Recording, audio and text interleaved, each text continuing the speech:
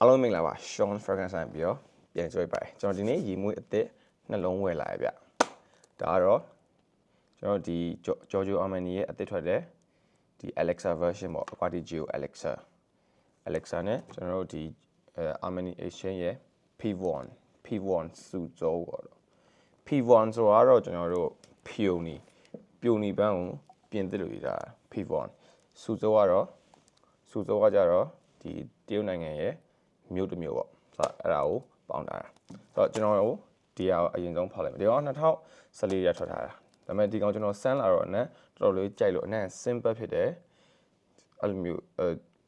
ကျွန်တော်ကလည်းအဲ့လိုမျိုးပြိုနီပန်းကြိုက်တယ်နှင်းစီပန်းပြောလေးကြိုက်တော့တော်တော်လေးမိုက်တယ်ဒါကတော့ main လေးရေမွေး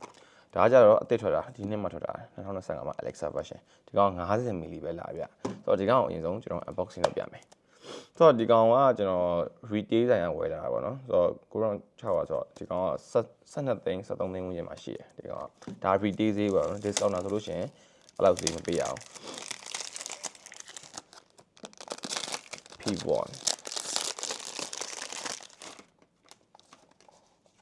ဆိုတော့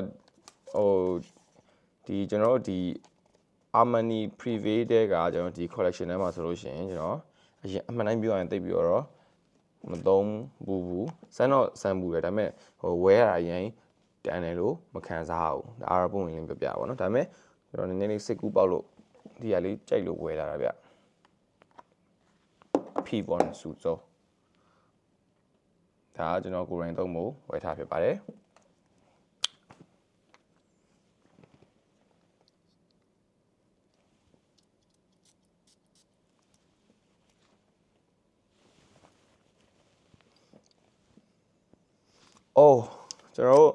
ကျွန်တော်ကြိုက်တဲ့ note တွေပါကျွန်တော်ကြိုက်တဲ့ note တွေကကျတော့ raspberry ဆိုတော့အရန်ချစ်ဖို့ကောင်းတဲ့ main လေးတယောက်အဲ့လိုမျိုးပုံစံ raspberry အရန်ကျွန်တော်တို့ဒီ Montberry ဆိုအဲ့လိုမျိုးအရန်ကြိုက်တယ်ဆိုတော့အနမ်းကပျော့လေးပဲတင်းလေးပဲ fresh ဖြစ်တဲ့ပန်းကျွန်တော်တို့ဒီသူပေးထားတဲ့နာမည်စူစုံဆိုတာကျွန်တော်တို့စူစုံမှာကျတော့အဲ့လိုမျိုးပန်းကင်းတွေအရန်များတဲ့မြို့တစ်မြို့ပေါ့လေအဲ့လိုမျိုးပြောလို့ရကျွန်တော်တို့ရှူလိုက်လို့ရှိရင်ပန်းကင်းတွေကိုရောက်သွားလို့မျိုးပဲအဲ့လိုမျိုးဖြိုနီအဲ့လိုမျိုးပြိုနီပန်းရဲ့နှင်းစီပန်းအောင်မှာသူက spice နဲ့လေးပေါင်းထားတဲ့အနက်ပုံစံမျိုးဆိုတော့အရင်မချိုဘူးဆိုတော့ fresh ဖြစ်တဲ့ပန်းနဲ့ပေါ့နော်အဲ့ဒါမှ spicy နဲ့လေးပေါင်းတာဆိုတော့အရင် simple ဖြစ်တယ်အနက် simple ဖြစ်နေဟိုသူကအနက်တော်တော်လေးမိုက်တယ်ဒါ P1 ရဲ့ P1 စုစုံပေါ့နိဆိုတော့အသေးစိတ်တော့မပြောသေးဘူးကျွန်တော်စမ်းပြီးတော့သုံးကြည့်လိုက်အောင်မယ်အနက်ကတော့ first impression မှာကျွန်တော်ဆိုင်မှာဆင်းလာတော့တော်တော်လေးကြိုက်တယ်ဆိုတော့နောက်တစ်ခုကကြတော့ Aquatigio Elixir အမ Alexa ပေါ့ဒါက50 ml ပဲလာဗျကျွန်တော်အစ125 ml ဒါမှမဟုတ်100 ml ရှိမယ်ထင်တာပြီးတော့မှ50 ml ပဲလာတယ်ဆိုတော့50 ml ပဲဝယ်လာတာဒီကောင်က9သိန်းကျော်ပေးရတယ်ဗျ9သိန်းကျော်ဝန်းကျင်ပေါ့ဒါ retail ဈေးပေါ့နော်အပြင်မှာတော့ရှိချင်မှရှိလိမ့်မယ်ဆိုတော့ Elixir ဘူးကတော့ချစ်စရာလေးတော့ဒီ Aquatigio ဝဲမှာအဲ့လိုမျိုးတီလေးတစ်ခါမှဝယ်ဘူးတယ်ဒါပထမဆုံးပဲ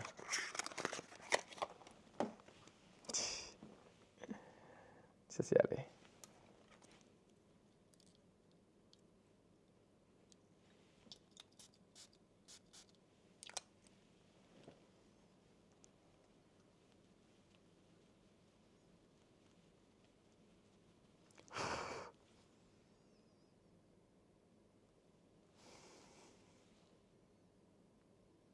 သူက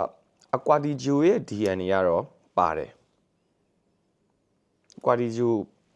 Aquatigio Parfum ကိုပို့ပြီးတော့ intense ဖြစ်တဲ့ version ပေါ့နော်သူက top note မှာသူက nutmeg ဇာရိပူဒီနတ်ပေါ့နည်းလေး spice ဖြစ်သွားတာနည်းလေးပို့ပြီးတော့လူက mature ဖြစ်သွားရတယ်ဗျသူအထက်မှာပါတဲ့အဲ့လို watery ဖြစ်တဲ့နတ်ကျွန်တော်တို့ဒီ Pacoraban ရဲ့ Invictus အနက်နည်းနည်းလေးမတိမတာလေးပါတယ်မတိမတာတော့ပဲသူရဲ့ watery ဖြစ်တဲ့နတ်အဲ့လိုမျိုးနတ် ozonic ဖြစ်တဲ့အနက်ပြီးလို့ရှိရင် Fahrenheit ပေါ့လေရန်တီတာရတော့ Dior ရဲ့ Fahrenheit ကိုအနက်နည်းလေးမတိမတာထည့်ထားရလို့ခံစားရတယ်ဒါကတော့တော်တော်များများလဲပြောကြတယ်ဆိုတော့တကယ်နန်းတော့လဲ Fahrenheit နဲ့ပါနေတယ်သူရဲ့ Aquatigio original ဒါမှမဟုတ် parfum version ကိုကျွန်တော်တို့ဒီ Fahrenheit ပြောလို့ရှိရင် Paco Rabanne ရဲ့ watery note လေးနဲ့အဲ့လိုမျိုးပေါင်းထားတဲ့အနံလေးဒါကသူ့ရဲ့အနံပုံစံ long lasting ဖြစ်မဲ့ပုံစံမျိုးလို့မြင်မိရပေါ့လေလောကျတော့တော်လေးမိုက်တယ်တော်လေး mature ဖြစ်တယ် fresh လည်းဖြစ်တယ်ဆိုတော့ compliment လည်းရမယ်အရှိမွေးမျိုးတော့ထင်မိတယ်ဒါကတော့ကျွန်တော် unboxing လုပ်ပြတာဆိုတော့နောက်ကြမှာပဲကျွန်တော်ဒီစိတ် review လုပ်ပေးပါမယ် Aqua di Gio Elixir နဲ့ကျွန်တော် Armani Privé ရဲ့ P1 Suzo ကို unboxing လုပ်ပြတာဖြစ်ပါတယ် see you